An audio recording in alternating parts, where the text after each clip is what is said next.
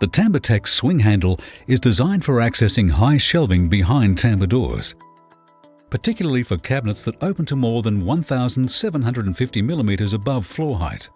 The cabinet opening width must be more than 465 mm. For the swing handle to function properly, all shelving must be set back a minimum of 50 mm from the front of the gable. The swing handle should be fitted after the TambourTech door is fully installed. The swing handle does not have to be centered on the door. It works effectively in almost any position.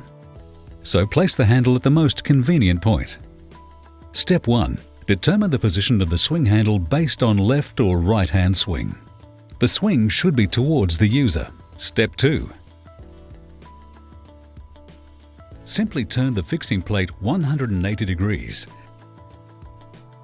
and reverse the handle to switch from one hand to the other. Step 3. Using the special screw provided, attach the swing handle to the fixing plate.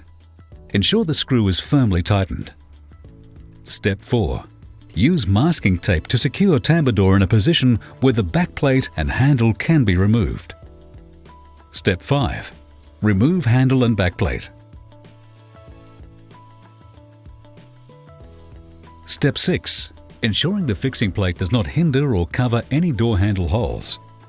Drill and screw fix the fixing plate onto the aluminium backplate using screws provided. Step 7.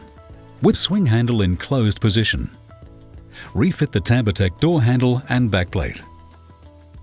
With this cabinet, there is insufficient width to install both a mortise lock and a swing handle. 465 mm either side is the minimum space required.